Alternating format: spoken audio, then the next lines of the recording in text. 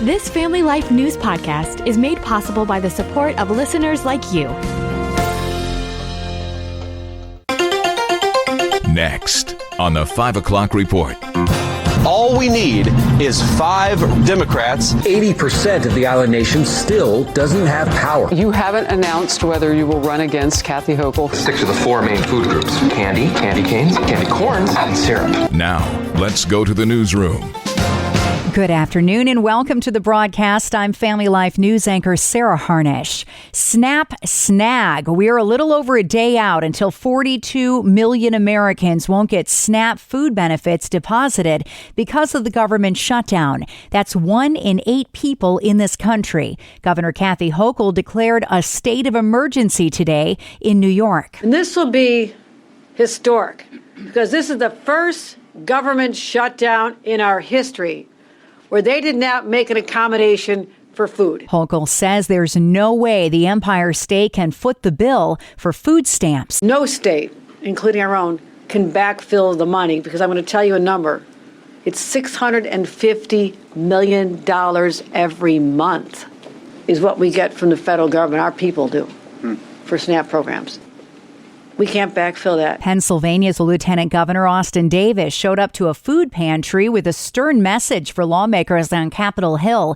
He said the Keystone State has joined more than 20 other states suing to stop the benefits from lapsing. We're taking legal action to demand that the Trump administration continue SNAP payments, which help feed nearly 2 million Pennsylvanians across our Commonwealth. Vice President J.D. Vance said today every single Republican and 3 Democrats have voted to reopen the government, but there's still 5 votes shy. All we need to end the craziness, to pay the air traffic controllers, to pay the TSA agents, to pay the pilots, to make sure that food stamp benefits continue to go out to the American people who need them. All we need is 5 reasonable Democrats to join 3 moderate Democrats and 52 Republicans to reopen the government. SNAP food cards reload on the 1st of the month. On Saturday, no money will be deposited. President Trump is back from Asia and says that he's reached a 1-year deal with China on critical rare earth minerals and some tariffs.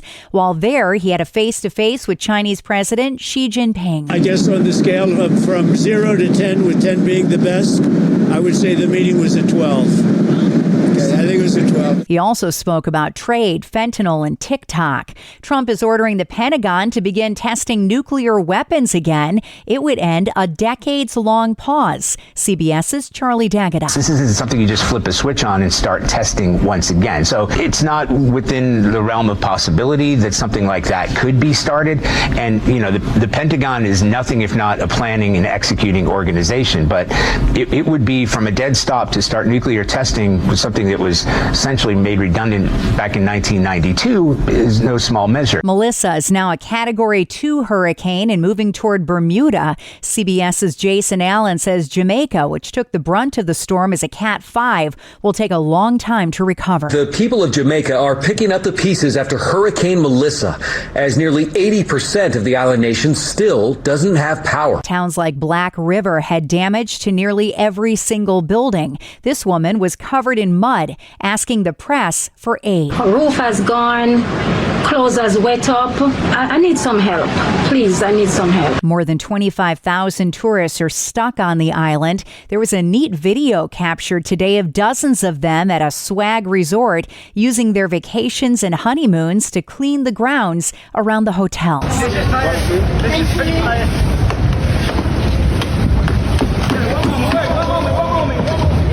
People hammering, sweeping debris, and helping the Jamaicans get back on their feet. And a Colorado school district has reversed course and will now allow a high school senior to include a Christian-themed design in her reserved parking space. The school allows students to paint those spaces. Sophia Shoemaker threatened legal action after her artwork featuring a shepherd, sheep, and a Bible verse was rejected under old Academy District 20 rules. No one explained to me why religious imagery slavery wasn't allowed. Christianity and religion is just basically my whole personality, and I just kind of felt left out. The district now updated its policy to permit faith messages. Still to come on the 5 o'clock report, power outages across New York and Pennsylvania at this hour, a fight to save girls' sports, and Elise Stefanik speaks on a potential 2026 run against Kathy Hochul. Those stories after weather. I'm Kevin Williams, and here is your Family Life regional weather forecast. Tonight will be cloudy. The steadier rains across upper parts of western and central New York diminishing to showers. Elsewhere, cloudy with some showers and breezy. Low temps ranging upper 30s to the middle 40s. Tomorrow, across much of New York and northern Pennsylvania, cloudy, blustery, chilly, frequent showers. Across central and eastern and southern sections of Pennsylvania, variable clouds, couple of showers. High temps 40s and low 50s. Thank you, Kevin. Checking the stories making news where you live across New York and Pennsylvania. Weather, our top story. New York and PA are in the top 5 in the country for power outages this afternoon. New York coming in second with 9,800 people in the dark, almost 9,000 out in Pennsylvania as rain and strong winds hit the area. Much of New York and PA are under wind advisories for most of tomorrow, with gusts expected to reach up to 50 miles an hour. A group of Pennsylvania politicians, many of whom are also dads, are calling on House Democrats and Governor Shapiro to protect the rights of girls in sports. Republican Representative Clint Owlett, a dad in his own right, is co-author of the Dads Defending Daughters Act. It's time for dads who are defending their daughters' right to fair play, right to safe locker rooms, and the chance to compete to take a more active role in this battle. His bill bans biological boys from competing in women's athletics. The legislation requires high schools and colleges ensure sports are for male, female, or co-ed only. A new survey shows former New York Governor Andrew Cuomo gaining ground on the socialist frontrunner in the race for mayor of New York City, Zohran Mamdani. He's now within 10 points in early voting. Mamdani at 43% to Cuomo's 33%.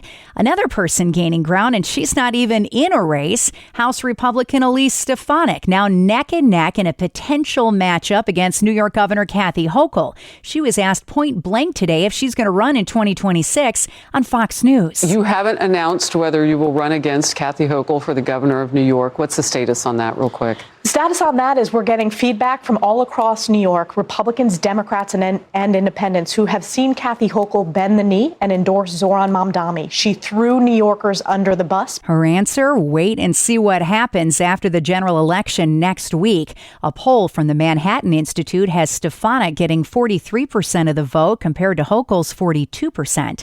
And a gas station chain all over Pennsylvania just made the national news. CBS's Steve Kafin. The Trump move to stop producing the penny earlier this year is now leading to shortages in some places. One convenience store chain, Sheetz, briefly ran a promotion offering a soda to customers who bring in 100 pennies. Next at 5, the importance of voting. We sit down with an election guru next. Let's listen in.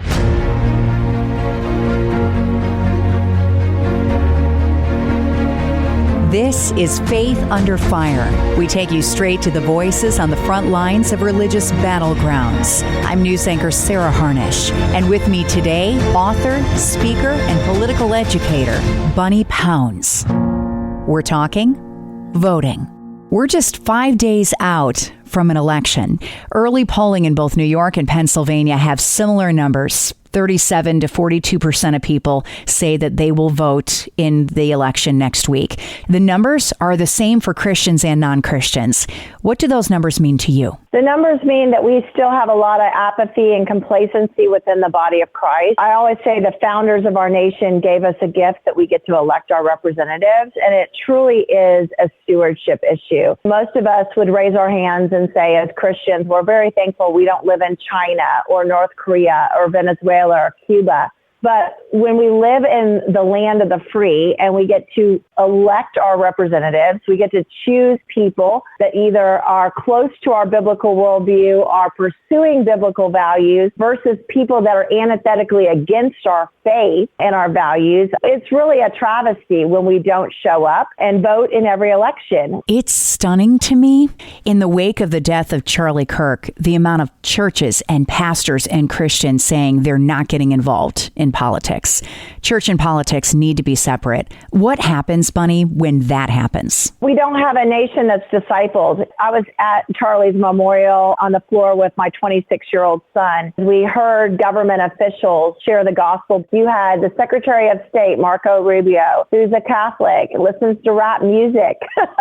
You wouldn't think that he would be able to preach the death, burial, and resurrection like he did. But because there are Christians in government, because Charlie and Erica and their team and so many of us that are walking with elected officials speak into their life, do Bible studies, teach them the word, we have an opportunity to really see God move in people's lives. Christians, we like to just stay in our churches and do our Sunday school Bible studies, but not realize that we have a responsibility to take the gospel into culture, to be in all these spaces of influence. And we have a responsibility to speak out. And so many people didn't want to talk about Charlie because he was involved politically, but he was a brother that was on the mission field doing work. And we have to break that mentality. I love what you said there about being involved, because most people think that it's just showing up to vote, that it's about the day-to-day. Absolutely. Again, we have this secular, sacred mindset that we have to break, that some things are sacred, some things are secular. But the word says, do all that you do to the glory of God. Government affects our life whether we want it to or not. You can subscribe, listen to, and share Faith Under Fire and all of Family Life's original podcasts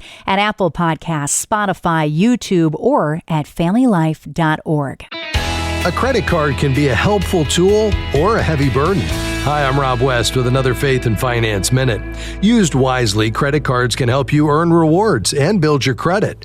However, carrying a balance means interest charges quickly eat away at your budget. Worse, a payment more than 30 days late can damage your credit score. 1 in 5 cardholders reports making at least one late payment.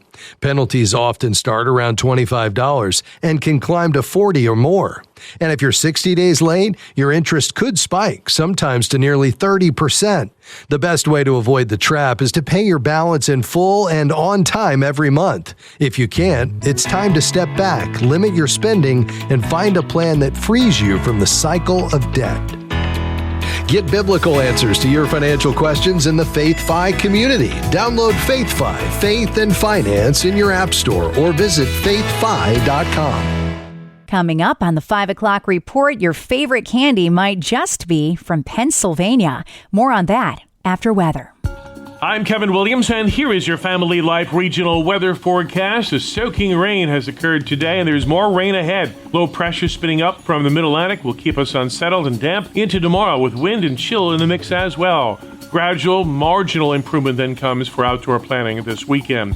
But in the meantime, tonight will be cloudy. The steadier rains across upper parts of western and central New York diminishing to showers. Elsewhere, cloudy with some showers and breezy. Low temps ranging upper 30s to the middle 40s. Tomorrow, across much of New York and northern Pennsylvania, cloudy, blustery, chilly, frequent showers. Across central and eastern and southern sections of Pennsylvania, variable clouds, couple of showers. High temps 40s and low 50s. Winds will be gusting to 40 miles an hour in parts of the region, especially western New York. On Saturday, some additional scattered showers, breaks of sun, and still a chill. High temperatures mid-40s to the lower 50s. All right, Kevin, finally at 5. It's one of those treats that seems to have as many critics as fans, and it was born in Pennsylvania. Here's Family Life's Mark Webster. We also try to stick to the 4 main food groups: candy, candy canes, candy corns, and syrup. Yeah, this time of year, candy corn is abundant, and so are its fans and detractors. Wherever your candy corn feelings fall, it was fall colors on the mind of employee George Reniger at Philadelphia's Wonderly Candy Company. In the 1800s, he was looking to create a candy that captured bright autumnal hues and came up with the colorful candy corn kernels, which he originally called Chicken Feed. They didn't really take off as a late October favorite until the 1950s. They've been one of the more contentious confections around ever since. Mark Webster, Family Life News. Thank you, Mark. And that's the world that we live in for Thursday, the 30th of October. I'm Sarah Harnish, and this is the 5 o'clock report on Family Life. Thank you for listening to this Family Life News podcast. If you've been encouraged by what you've heard, please share it with others and click the subscribe button to automatically receive future episodes. Family Life is a listener-supported ministry. Podcasts like this are made possible by your financial partnership. Find out more at familylife.org.